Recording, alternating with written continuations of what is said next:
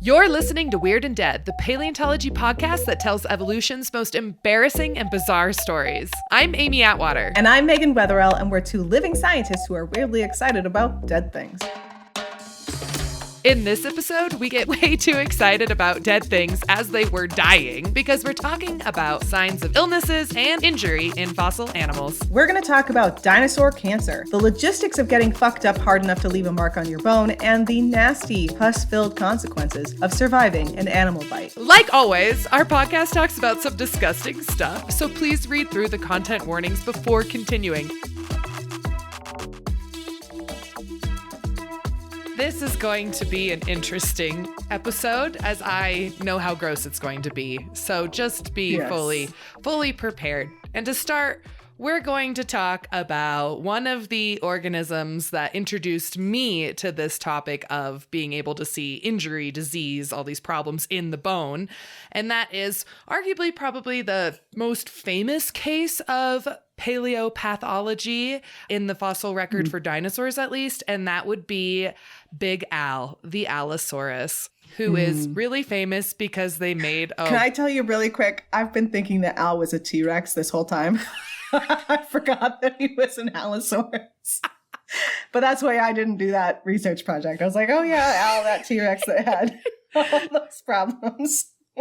Oh, from afar, their skulls look pretty close. I mean, I know they don't, nerds. I know they're not. And up close, they look the fucking same to me. So, exactly. Yeah. Our logo at work has an Allosaurus on it, and people call it a T-Rex all the time. And I'm like, well, yeah, duh. It's not that surprising. So I don't expect the general public to even know these dinosaurs' names necessarily. So this is about Big Al, the Allosaurus. This is a specimen that I used to manage, I suppose, as the paleo collection manager at Museum of the Rockies. That's where Big Al lives. It is a 95% complete Allosaurus specimen from Wyoming. Wow. It got its own TV show. It's doing way better than us, Meaghan. And it's been dead for 145 million years. It's because it's got a white man's name.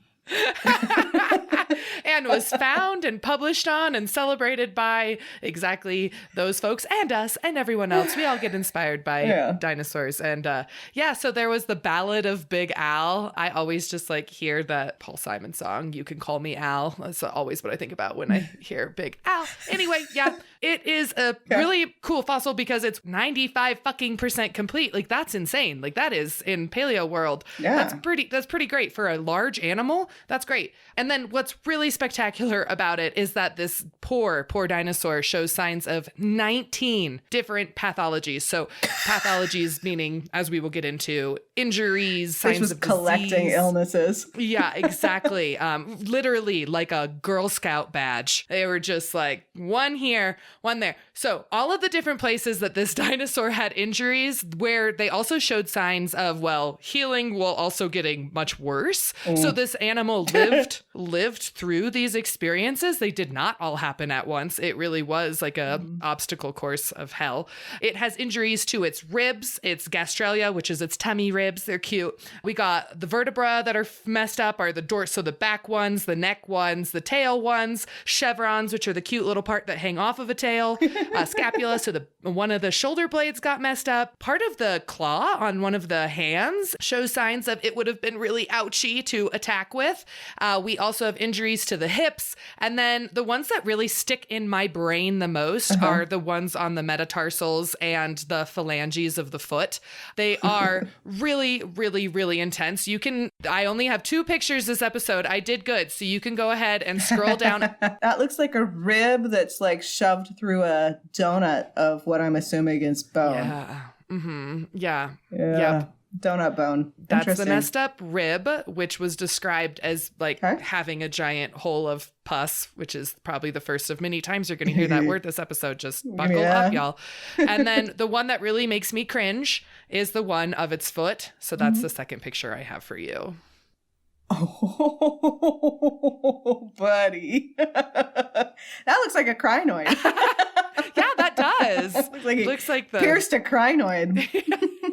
Which one's the anal chimney? I think it's the fucked up metatarsal. Dealer's choice, really. Yeah, that's an unpleasant growth to have encircling your toe. So what I love about this image is that you can see a healthy example of what this bone should look like on the other fingers, toes, I should say. Yeah. And you can just have this example. So it's the middle one that's got this huge, like, it just looks like it's got a piñata in the middle of it. And the other sides are normal and not crazy infected to the same degree, to really show you that this would have been debilitating. This would have most definitely affected your ability to hunt and protect yourself. While it obviously didn't kill this dinosaur right off the bat because of this excess gnarly bone growth from the infection, it eventually is one of the contributing factors. And that's what the Ballad of Big Al is all about. It's all about these terrible things that happened to this juvenile Allosaurus. It starts with it essentially like, oh, like a hatchling, yay. Then it gets bigger and it's trying to hunt, and then this Diplodocus whacks it with its neck or something like that, and like messes up, I don't know, like its vertebra and whatnot. And then it tries to hit on a older lady, and she does not like it, and she bitch slaps him and breaks all of his ribs, and then later he trips while he's hunting and breaks his toe.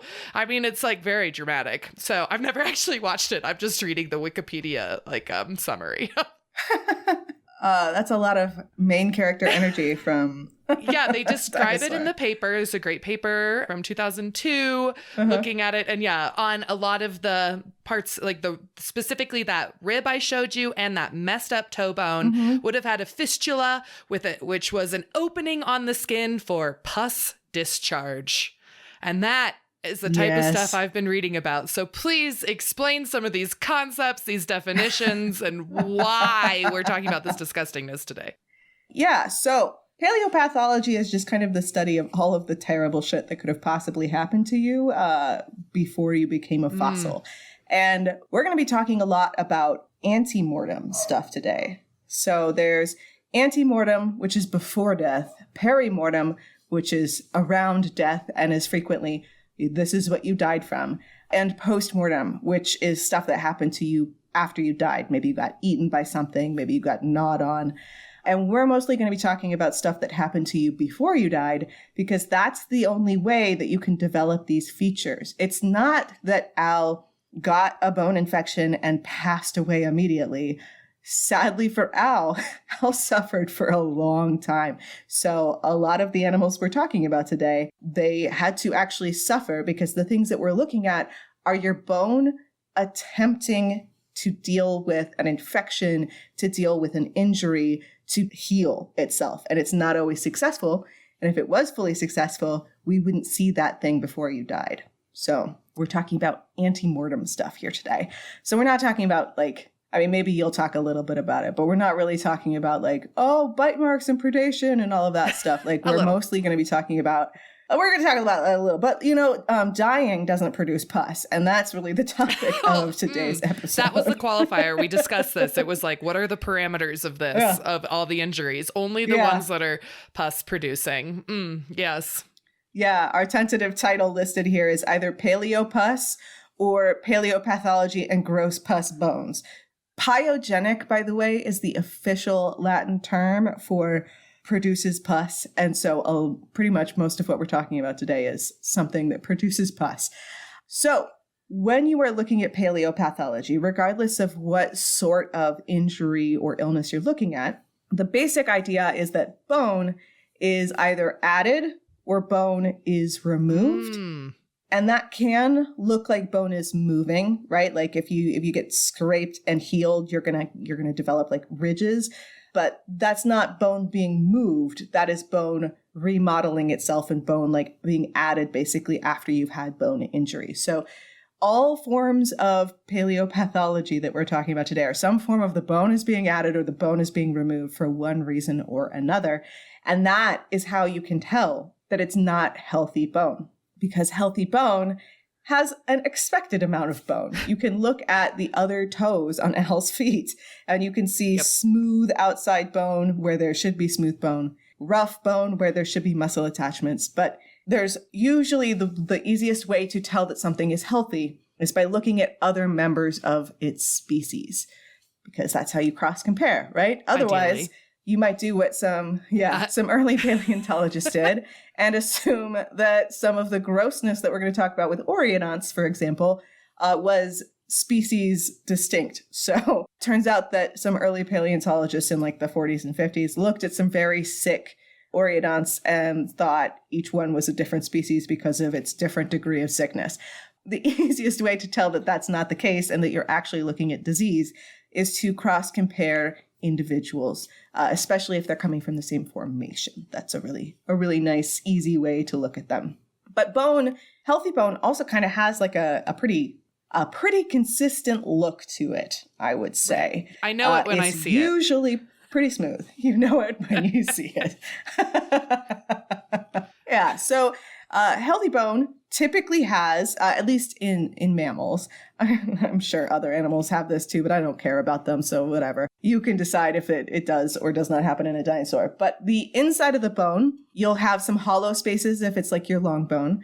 But like if you took your leg bone, you'd have a little bit of a hollow space, but a lot of like, it's called spongy bone because it really does look like a sponge that's inside your bone. It's also called trabecular bone. And then on the outside, you have a really, really hard layer of like thickened, smooth bone that doesn't have a lot of pock marks in it. And that's the cortical bone.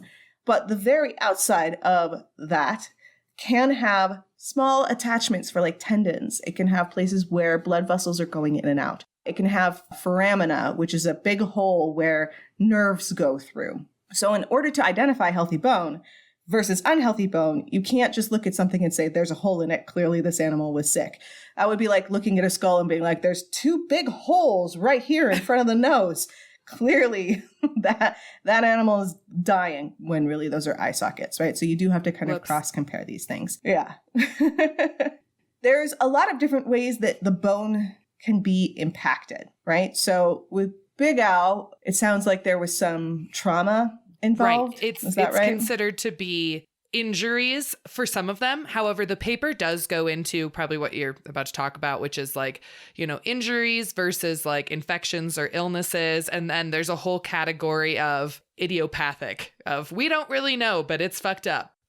Yeah. So illness, injuries, as my doctors keep informing me in a way that I think is frankly very rude, age can also impact your bones. Yes. I have a few bone spurs, and apparently those are not signs of illness. They're just me getting older than my doctors, which is a little unsettling. Yeah. And the other thing is that it's not just illness and injury, because two people exposed to the same illness, like two people who get arthritis, will not have the exact same reaction. So there are actually some things that make the immune response, for example, cause remodeling of the bone. So cause your body to take that calcium and maybe add some more bone, maybe remove bone, but your body is actually doing that. It's not like it's been scratched away by arthritis. It's not like arthritis is a disease that just tosses bone at you. Arthritis is something where your body's immune response is adding on chunks of bone.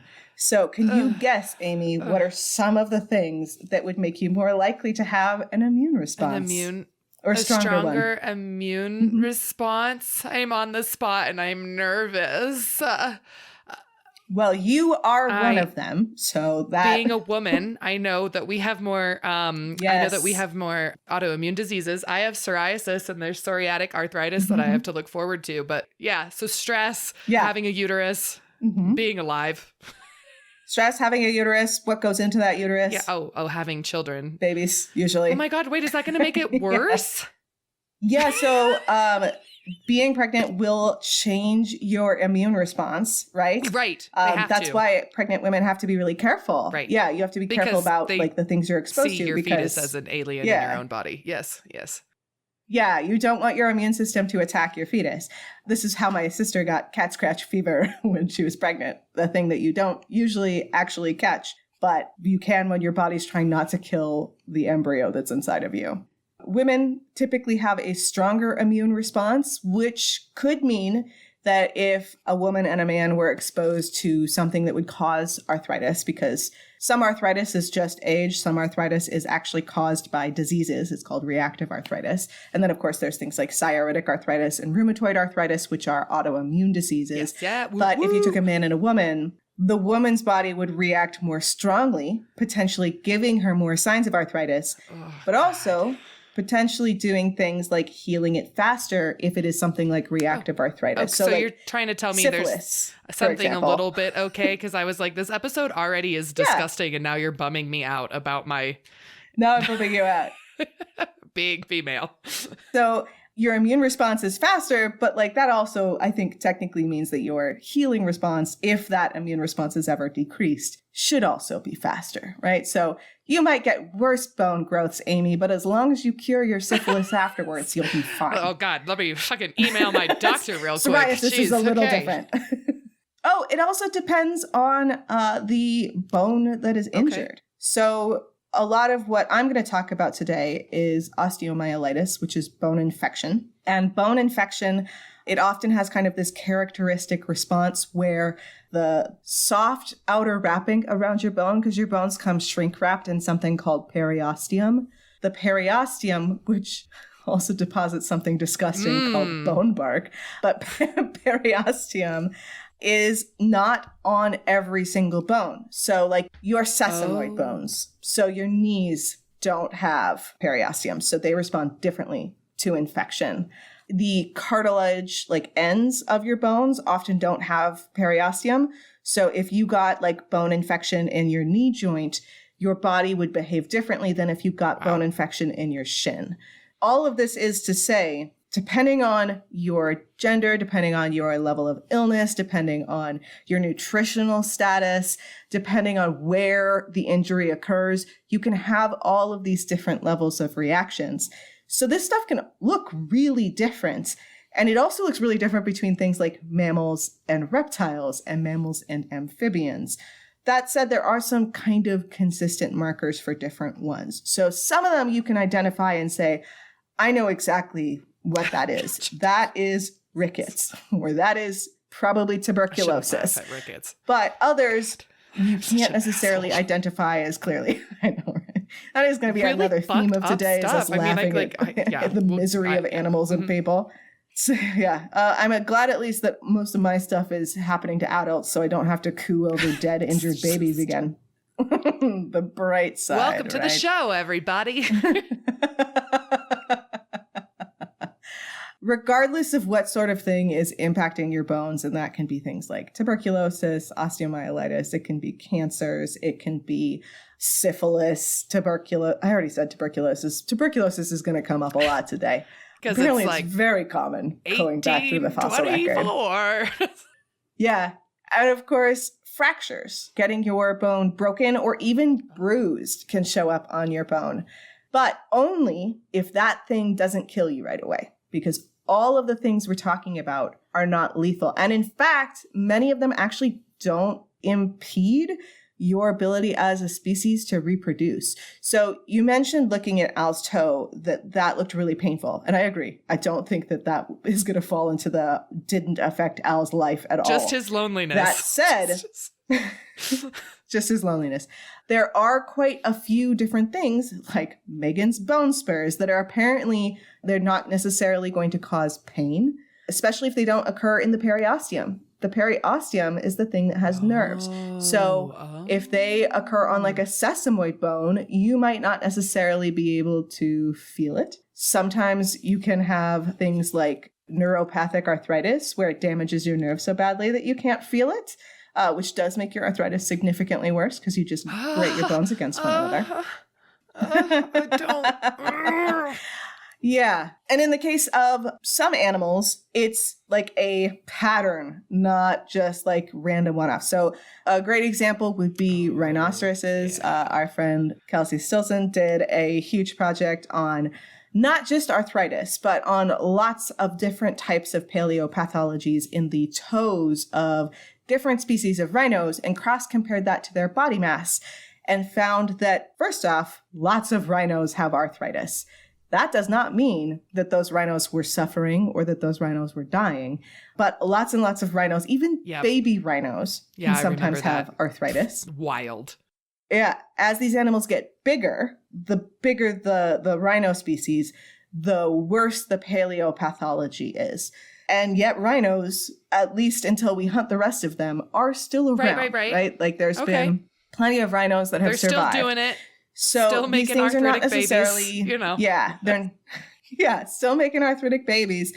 A lot of these things that we're going to talk about are obvious. And if it's super obvious, chances are it was probably pretty obvious to the animal as well. But a lot of them are potentially not as obvious to the animal, and they might not have necessarily suffered either. So not all of the things we're talking about are lethal, or at least not at first. So cancer? That one tends to be pretty lethal. And it's also with you, as you were talking about all that, I'm thinking some of this stuff I'm going to tell you about mummies and cancerous tumors and mummies. It does seem like maybe in those cases they, didn't know that that's what was causing their death or anything like that, especially because since they're mummies, there's some soft tissue. So it's not just relying on the bones to like define that. And, I have, taken an interesting dive today. I've been like really fascinated and then like really bummed out reading about cancer in deep time. But we do have cases of cancer from quite literally hundreds of millions of years ago. Okay, and then I've also realized that within the cancer realm, it's all about a presence of tumors. However, they stressed many times that if it's a benign tumor, that's not cancerous. So being able to define if it's benign or malignant in a fossil it's wild. So that's what some of the, I don't understand the medical terminology and whatnot, but it's been looking at CT scans and being able to study them. This really cool paper I read about the oldest case of cancer in a Triassic fossil is research that was done by, I'm a big fan of Yara Haridi, and it's a project that she was working on when she was in Berlin. That's right. Anyway, so we have this stem turtle that's 240 million years old with a leg bone that does show it's a malignant tumor, and that it really is, it looks also, again, looks painful in its own ways, but it is, they said that it looks almost exactly like osteosarcoma in humans, and that is not a super common cancer necessarily, but it is one that affects the bones, starts in the bones, but then can spread to organs as well. So it's bad news, really bad news. But I really liked that Yara's work is showing and just articulating how it's important to study these diseases in deep time to understand how the diseases themselves change too, and how your immune system has evolved over time too. So to be able to positively identify cancerous tumors in the fossil record, which is just mind-blowing in a lot of ways. I read this other paper that they've been identified in mosasaurs, hadrosaurs, mammoths, and then there's also evidence of also osteosarcoma in a hominin fossil. It's in the foot of a hominin from South Africa, and it's 1.7 million years old, and it's the oldest case of confirmed cancer in a hominin, so human, a very close relative of ours. This site has been known to produce, I think, Homo ergaster and Paranthropus boisei, so it's probably from one of those. And again, it's an ankle bone, it's a metatarsal, and it's got this big, gnarly looking cancerous growth on the bone there. So it's been, and the interesting thing that this and the mummies article went into is, when the max lifespan for a human is, maybe 30 years, it makes it that much more rare to find cancer, which, as you said, with, diseases and just shitty stuff to your skeleton in general, happens more when you get old. And so it's really, really rare to find them in mummies. But I read this really interesting paper about finding cancer mummies, essentially. And I was like, wow, that's interesting. This is really sad. And then I kept reading. And guys, I just have to apologize. I can't help it. The first case is that of a Roman period mummy belonging to an adult male who displayed abnormal tissue mass in the rectum. Next one. As the Renaissance king, a tumor mass was identified in the rectum. Next one. A bowel loop of feces. I was like, get your colon checked. Colon cancer is way more serious than we are going to pretend it is here. Yeah, I guess when you have soft tissue, you can find and that was non-bone really cancers right. as So well. again, huh? those ones are Yeah. affecting soft tissue. So we'd have no unless it spreads or started elsewhere and then got to soft tissue, we wouldn't necessarily know. So a very interesting approach with mummies, and I didn't read a whole lot more about it except. Wow, I do, guys, colon cancer, rectal stuff is on the rise for our generation. So eat your greens and go to the doctor and hope that your fossilized mummy skeleton isn't like full of cancer poop like 10,000 years from now. So just an idea. But you do you. I'm sorry. I feel really conflicted about laughing about butt cancer, but also, if you see like a certain degree of illness, there's this tendency to like think of it as like a pandemic, like it's impacting so many other individuals. And that doesn't necessarily end up being true. You have to take into consideration the fact that the fossil record like is compacted time, right? Like these animals often didn't actually live together. Also that there's illnesses out there that just are not leaving a fossil record. It's not that dinosaurs never got butt cancer. Oh, no. It's that we sadly do not have a lot of preserved butts. We're working hard to change that. Yeah. I don't know where I'm going with that, but I don't like this idea. I don't either. Amy badly is looking into fossilizing her own asshole. That's what I'm hearing. A dream of dreams that if we ever were able to give back and create some sort of scholarship, that it would be for inherently weird science and be like, I'm sorry. You have to be persuasive enough to tell us like why it matters, but why it's fucking hilarious. I don't really care if it matters. I care if it's funny. Largely, that's an interesting story. Cool. All right. So that's cancer as a broad topic. I'm noticing here on our notes, I again have called this T-Rex stuff and then specifically listed an animal that is not a T-Rex. So I really thought Big Al was a T-Rex. We live closer to T-Rex than T-Rex did to Allosaurus. So you do have to. I don't like that. That's dinosaurs are dumb and they look the same. That's how they feel about us, except for we would, if a dinosaur saw us, they would be like, what weird, hairless, ginormous, baby-faced bipedal ape is in my way? Except for we're not, anyway, never mind. This whole, dinosaurs. So when we talk about pathology, we can't, I know you said we were going to talk a ton about this, and I'm going to talk about it, which is all about like violence and fighting and the signs that we see of that. I guess I have a little, so I'm talking about it too. You do. I know a little bit of where you might be going. So this one is more about, well, okay, so like T-Rex, for example, right? So there is an idea out there by one particular very vocal, famous paleontologist that T-Rex was an obligate scavenger. All right. Mm-hmm. So that T-Rex was just not hunting anything, but just scavenging for all of its food. And a lot of people think this is the total bullshit because it is. Yeah. So it's really fun to see papers come out that just are more lines of evidence that point out that this is, like I just don't know too many giant apex predators who wouldn't also be, a lot of animals do a lot of all, right? Bears are going to be both scavengers and hunters. Bald eagles are both scavengers and hunters. These seems like, why can't it be both? Why can't we just accept that it was fucking T-Rex? It did whatever it wanted. Some days it felt like trying to eat some Admonosaurus.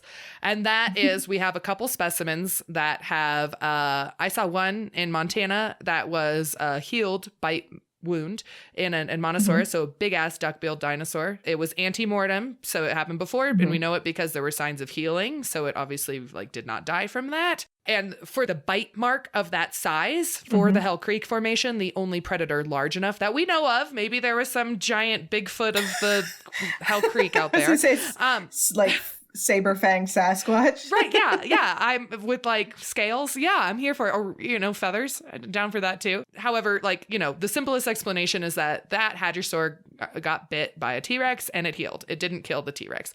Or the hadrosaur. Then there is another publication that came out, I don't know when exactly, but in the last 10 years or so, that's a T-Rex tooth crown that's actually stuck in a tailbone. It's in one of the caudal vertebra. Ooh. So a T-Rex tooth in an Admonosaurus tailbone, and it too it showed signs of healing. It was not, it didn't finish it off. And then there's also an Admonosaurus, again, they had to deal with T-Rex a lot at DMNS, so the Denver Museum of Nature and Science here in Colorado. There's a mounted Admonosaurus that looks like it kind of has like a bite out of its tail, and it's hypothesized that this was probably T-Rex, and it too, I'm pretty sure, shows signs of healing. However, like, there is the response to this is, well, it doesn't show signs that T-Rex hunted necessarily, but that it did bite a T-Rex or an Admonosaurus. Yeah. Like, it doesn't prove that T-Rex was 100% It could have been knocked off by another T-Rex. It could have just had a loose tooth for the day. It could have just fallen. And T-Rex is so tall that it like got embedded in the bone. I mean, as it you fell know from that gravity. the arms can only bench press 400 pounds, so it cannot get back up. It was like, it was like a toe. Around. The Monosaurus was just like, okay, bite on. I'll get you out of here, little buddy. Yeah, that's true. Maybe it was like the land before time, but isn't that like the mouse and the lion? It's like that kind of fable or whatever. Yeah. So the hater's gonna hate. I stand by what I said in the first place, which is I think T-Rex would have been just totally going for whatever was easiest and most optimal and most available at the time, whether that was eating them or. Also, we have a ton of evidence that T-Rex ate other T-Rex, and so I mean, again, I guess that could have been scavenging. God, that's grim. But we do have T-Rex toe bones with T-Rex bite marks in them. So we do know that there was an eating of their own going on. But it does seem that T-Rex preferred, or at least a lot of evidence with bite marks and stuff in Admonosaurus. And then, of course, Triceratops, which shows that it was the frill of Triceratops likely evolved to be a defense thing, not necessarily for showing off or social display, but really was probably to keep T-Rex from biting the shit out of its most vulnerable parts. And so there's a lot of interesting evidence and signs of that too. And then the other kind of famous thing with T-Rex and pathologies is that T-Rex, some of the most well-known skulls, including Sioux and Montana's T-Rex and a couple others, is that there are holes that go through the mandible, the dentary, and it's hypothesized to be an avian respiratory kind of illness thing, but that too is debated. So not everybody buys that is an infection from a specific disease and from a specific source. So again, it just really highlights, like, even with a pretty ample sample size, it doesn't necessarily mean that we understand exactly what's causing these injuries to be left over. And that is, more shit to study. Yeah. One really interesting concept that I was introduced to last year, this is a funny story too, is that there's a lot of evidence that T-Rex fucked with Triceratops and ate Triceratops. And almost every museum where they're together, T-Rex is destroying this poor Triceratops, right? Like the new, relatively new Deep Time exhibit at the Smithsonian famously has the nation's T-Rex, which is the Wankel Rex, everyone, ripping the head off of a Triceratops in the display. And last year, I was helping out Dinosaur Ridge even before I started working there with interviewing some folks for their podcast, which is awesome, by the way. Family friendly. What an idea. Not like us. Not like us. And I was interviewing Dr. Ali Nabavizadeh, who does a lot of comparative biology stuff. He is a ceratopsian expert, so he studies a lot of the horned dinosaurs. Just had this dope book come out, I think, last year, all about some really crazy cool illustrations. And one of the things that he brought up is he's like, I'm just so tired of every single thing being like Triceratops being like the butt of the joke. And his point was he thinks that Triceratops probably managed to do just as much damage to T-Rex, but probably did it to soft tissue. And probably like he relayed to me that it would be like the horns being used to go upward into like the belly, like the bowels of the T-Rex, and essentially like disembowel it, and would have been a pretty proficient fighter against the T-Rex. But we don't see evidence for that, because if that was the case, it doesn't leave any record in the bone. And he actually made me come around on Triceratops. Yeah. And right. Doesn't give them a bone infection that lasts for weeks until they finally die. Just straight up disembowels T-Rex. Yeah, which is hot. Yeah. Go for it. Do it. Yeah. I mean, it would have been like literally hot. That would have been just like organs. Gross. Ew.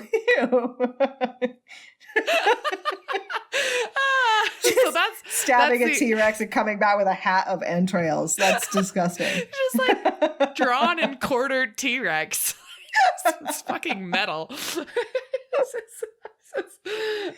Someone draw that. Oh, maybe not. That's kind of gross. Yeah, so that was the last disgusting thing that I have to say today. I will rest. Awesome.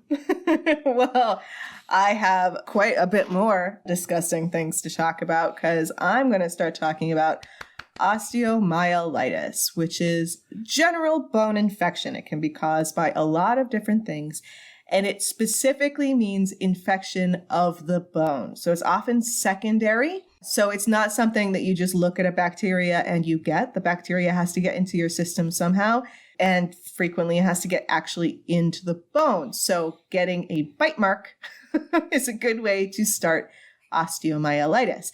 Not necessarily the only way, probably the most common form of osteomyelitis, at least not outside of humans, is actinomycosis, which is caused by a very specific soil bacteria that then can invade the like gums and like the dental cavities of herbivores. So it causes a disease called lumpy jaw, which is a form of osteomyelitis that essentially all osteomyelitis, the way that you diagnose it as being different from something else is that basically when osteomyelitis gets bad enough, it infects the inside of the bone.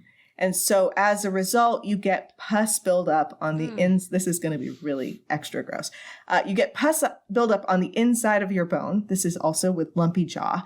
The reason it's called lumpy jaw is because that pus puts severe pressure on the rest of your bone to remodel. So your periosteum, for example, will then go ahead and create more bone on the outside to compensate for the bone that is being eroded away on the inside. It doesn't necessarily compensate fast enough. So if you x-ray an animal that has osteomyelitis or person, you'll usually see that the density of bone decreases because it's like trying to outrace this form of pressure. Whoa. And right? Like it's like this swelling, nasty, like it's a pus cavity. It's a physics problem of trying it's a physics problem. Continue to strengthen that bone, but can't because it's literally running out of. Okay, wow. Whew. Yeah. And one of the characteristic signs on the outside of the bone is typically the periosteum will kind of lift up and start depositing bone somewhat erratically. So like your bone will be swelling, which is a pretty good sign, but also it has I've seen it called a filigree texture, like little lace, basically. Oh, fancy. Because it's like lots and lots and lots of little tiny like rivulets and like, it's just basically this weird chunk of trying to lay down bone super fast and laying it down kind of erratically. Wow. But the most obvious sign is, of course, sometimes that pus finds a way out and creates a hole. And that hole isn't just in your flesh. Like it's not just pus leaking out of your cheek, which happens in lumpy jaw actinomycosis. It's pus leaking out of your bone. So a really good way to see if an animal had osteomyelitis of any kind is you'll see a swollen bone. If you x-ray it, it's not as dense on the inside. Very frequently on the outside, you'll have like this weird filigree, lacy kind of texture. Sometimes it's sinusoidal, so it's got like little S shapes in it for some reason. And also there will be a big hole, which when I first started looking at oriodonts, I thought were bite marks. Oh. Yeah, so it can be a little bit difficult to tell the difference between a bite mark that is healing versus big old pus hole. Oh, she said it here first. You want to know what the big old pus hole is called in a lot of this literature, Amy?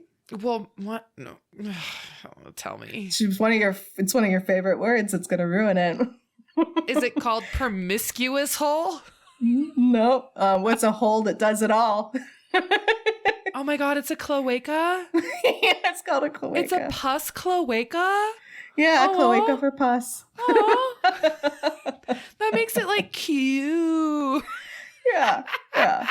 No, it doesn't. Which brings me to oriodonts. So oriodonts, if you haven't listened to the podcast, are the animal that I studied for my dissertation. And the research I'm going to talk about now is my research. Imagine something that looks kind of like a pig, but it's related to camels, but its head is really fucking big compared to its body size. I mean, like the camel relation, I mean, and we might go into a bit this, like it would have spit in my face. It would have been a spitter. Ooh, I've never considered whether they would be spitters or not. I don't know. I don't know if they spit like llamas and alpacas do. That might just be a camelid thing. So yeah, I don't know if there's going to be a fossil record for that necessarily. So you can fill in the blanks in your own head. And the Oreodont we're going to talk about today is a genus called Primaricochirus. It does have lots of other names because Oreodont taxonomy is insane, but most people will call it Primaricochirus. And most this one people? Really... Okay, how many of us are there? Like 10? Are there 10 of us in the world? The people who talk about Oreodonts and don't just ignore them. Mostly. And even out of them, we'll call them Primaricochirus. Yeah. So Primaricochirus is one of the more pig-shaped Oreodonts. It's got really short, stocky legs, really big head, kind of terrifying teeth, if I'm honest. Some pretty big fangs. But the weirdest part about Primaricochirus is its cheekbones. So if you look at the cheekbones of this animal, what are you laughing at? What is weirder than its cheeks? It's a weird thing to be the weird part of a creature, you know? That's like not expected. True. Yeah, and most animals are like, you know who also has weird cheekbones though are enteledonts. And those are like a defining part of their weird hell pigness. Yeah. Weird cheekbones isn't that weird in herbivores. So Primaricochirus has really wide cheekbones. They go out really far from the sides of its heads, and then the back of them curl up and over. So it's got this weird, strange hook shape. We don't really 100% know what they were for, but I have some ideas which are related to pus in a very long, convoluted kind of series of events ways. But initially, when Primaricochirus was being found and was being described, a lot of paleontologists in the 40s looked at each new kind of Primaricochirus, and they noticed, that some of them had really wide cheekbones and some of them just had kind of wide cheekbones, that some of them had really long faces and some of them had kind of long faces. And a lot of that is probably sexual dimorphism. They're describing the differences between females and males. Right. But one characteristic when I was first looking into Oreodonts that stuck out was rugosity. So rugosity is kind of a catch-all term for, I don't know, it's kind of rough looking. And some species of Oreodonts, of Primaricochirus specifically, were being identified by this species is more rugose. It has weirder cheekbones than the other one does. So I wanted to look at this, obviously, and so I went to a bunch of different museums and I was looking at the rugosity, and I noticed that it looked quite a lot like bite marks. There were big holes in these cheekbones. Some of them have straight up chunks that have been taken out of the cheekbone and the bone has healed around it. So it's you don't see the spongy bone because the bone has healed a divot in the cheekbone, like a quarter-sized divot in a cheekbone. It's just battle wounds. Yeah. Battle wounds. Yeah. And these are pretty extensively concentrated on the cheekbones. There's not really there's a couple bite marks and a couple of holes and a little bit of rugosity in other places, but 90% of these injuries are directly on these giant fucking cheekbones. And it turns out most of the things that I saw and thought were bite marks were in fact not bite marks. They are probably pus cloacas. Face pus holes. Yeah. Why don't you describe for the audience what you see there? I appreciate so much your scale bar. Thank you. And its weird fucking nose.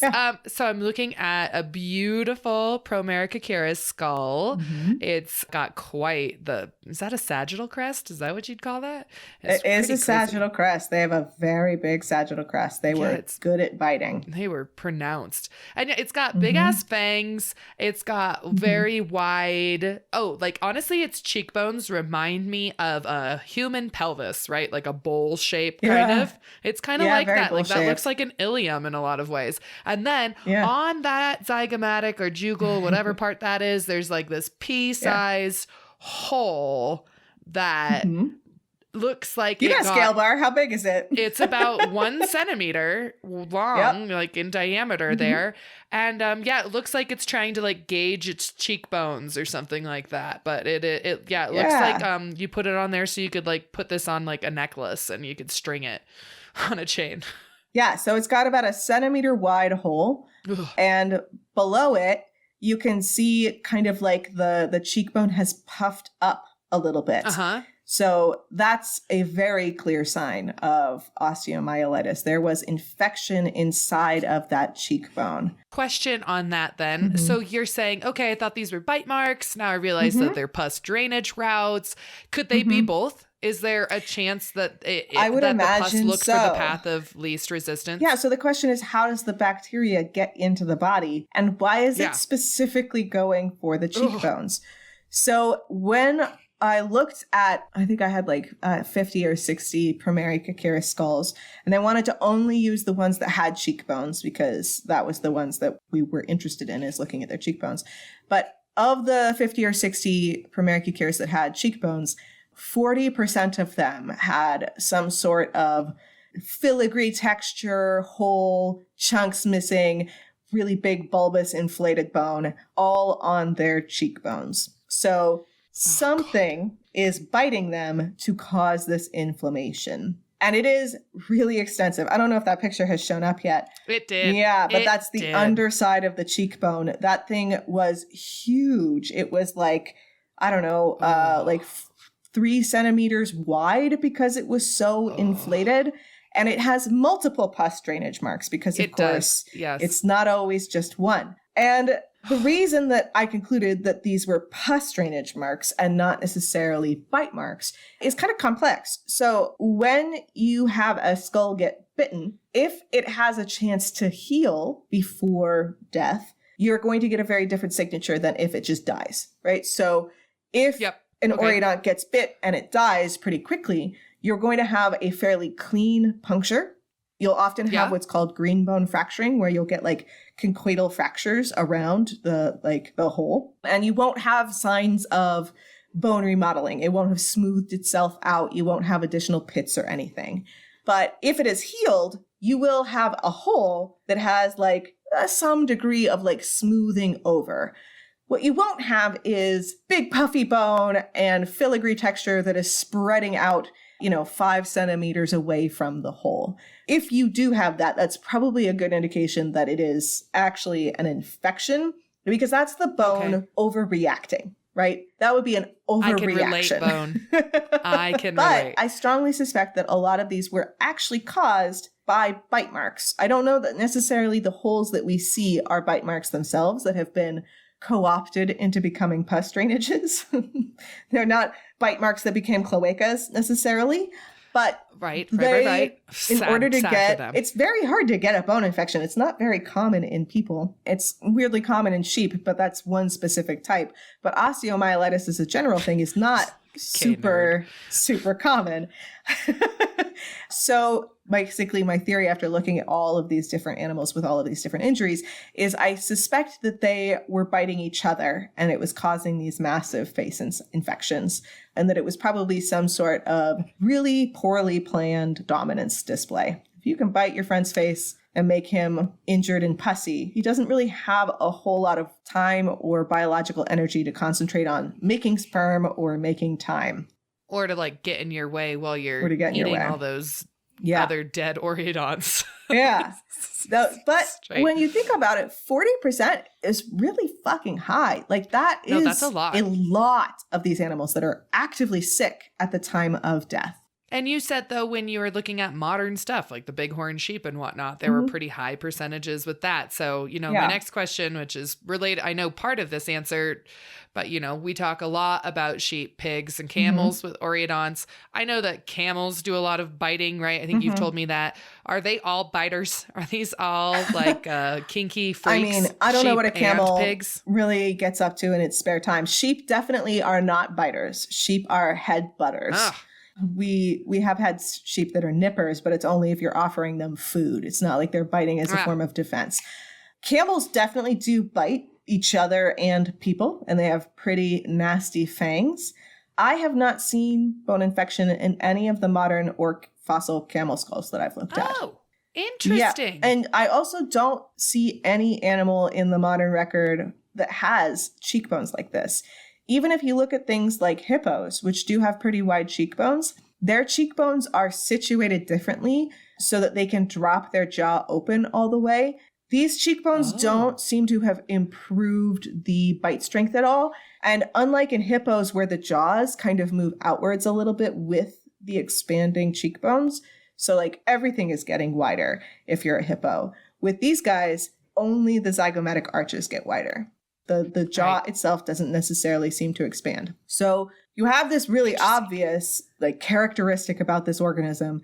It's got there were some actual bite marks, but most of these are like bite marks and infections. So for me, that says something about like, this is maybe like antlers, essentially. This is a section of the body that has been expanded for some reason related to impressing others. But I also I don't know, like 40% is a really high percentage. The other thing to keep in mind is that not all oreodonts die with their zygomatic arches. So we might just be looking at males, for example. If females didn't have as big or as thick of zygomatic arches, maybe their zygomatic arches broke. Maybe if you don't have bone infection that causes this weird rapid growth, your zygomatic arches remain relatively small and they are more likely to break. So part of the reason that we're seeing 40% with these infections might not mean that 40% of oreodonts were running around like zombies with pus draining down their faces. It might just mean that the conditions of fossilization tended to prefer those because they have more bone that you'd have to get rid of. That's disgusting. It is disgusting. Right. And then also the fact that these are like the chonkiest of the oreodonts. So that's going to help with some taphonomic stuff too, because they're going to just be like more like, you know, more robust. Yes. And maybe they could withstand all the preservation processes better because they were the biggest of the bigs and disgusting. Or they were just like really into it. They were like, I like it when my face is puffy and full of pus. If really you have half of your population is walking around at any time with pus face, that seems like a recipe for disaster. And yes, they are extinct, but so are a lot of other oreodonts that didn't have super obvious bone infections all of the time. So I think that probably what we have in oreodonts is a combination of those nice big cheekbones make them attractive to other things, but are also a convenient target. And if you get bit, that causes bone infection. And if you get bone infection, your bone is stronger for fossilization purposes. You are miserable. This would not have been pleasant. Weirdly, have not found a single oreodont with actinomycosis. Oh, wait. And what would that look like again? Lumpy jaw. And it's only usually in the jaw. Sometimes I think I've seen it a little bit in the upper, but usually it's in the mandible. And I have not seen that in any oreodonts. They just did it this way. Their lumpy jaw was lumpy cheeks. It might cheeks. also be that they were browsers more than they were grazers, and actinomycosis is a soil organism. So maybe they were just able to avoid it. But no cavities either. Wow. Wow. Wild. That's it's almost impressive. Like they were really healthy other than their pus faces. Oh, maybe you're just catching them in their teenage years. And these are just their bone acne. We did find several juveniles that had these marks. So it's not something that is exclusively limited to really big and wide skulls, which we would assume were male. It does seem to be impacting kids as well. So maybe there's some little shithead teenagers that were getting in on this action as well. Right. Well, that sounds about right. Boneheads, pus heads. So that's oreodonts. I still need to finish writing up that paper, but there were at least quite a few pus-filled, leaky-faced oreodonts running around in the world when Promerycoccurus was alive. And if you want to see some of them, not the living ones, obviously, they're dead. The Carnegie Museum has some really beautiful displays, and one of them includes 3 big Promerycoccurus that died together in a sandstorm, and they're cuddling, which is really cute and sad. And they have a little bit of rugosity, but they also have quite a lot of arthritis, actually. So they were like older gentlemen in a sandstorm. Or just like the old ladies just spooning I think these till ones the were end. dudes. They have pretty big, wide zygomatic arches, but maybe they were ladies. We don't know. It's it's pretty much impossible actually to tell whether they were actually female or male. Maybe there was some non-sex related reason for getting your cheekbones that big. I dare to dream. I can just, it was for like handles, but they didn't have hands. Doesn't make any sense. Yeah, they didn't have hands. They had hooves. Just have So hands. Yeah. Oh, God, that's gross. Yeah. I know when I've handled a few of these specimens that I've always been like envisioning what their head would have really looked like, 30 million years ago or whatever. And that kind of grosses me out. I don't get grossed out by a lot, but the idea of holding like a pus-filled bone is not as I like, give me copper lights all day, every day, but pus-filled bones, that's gross. It's just like a, Cadbury egg from hell. It's just disgusting. Oh my God, Amy. Oh my God. It's just, I wonder what's inside. Oh, I know. Oh, it's pus. Oh, the cream. Ta-da! Yeah, so not a species level characteristic. In fact, if you look at a bunch of oreodonts from the same location at the same time, you're going to have a variety, some that have pus faces, some that do not, because this is definitely paleopathology. It's not, some of them had rough bone and some of them didn't. Right. It is not a sign of different ancestry. It is. It could happen to. It could happen to any of us. Yeah. I'm gonna bite someone's cheekbone. Yeah. So that's paleopus is. It's good to keep in mind that probably a lot of other oreodonts did have injuries. They just didn't necessarily get bone infections. And that even though we see 40% that have bone infections, that doesn't necessarily mean 40% at any given time were just hanging out, leaking pus, trying to impress the ladies. Like, it probably was some sort of other signature that is preserving more than other things. So thank you for sharing the oreodont absurdities of pussy. Nope, I wasn't going to say pussy this episode because we really cannot say pussy because deciding how to spell that is just not going to fly. Nope. It's going to be something totally different. Thanks.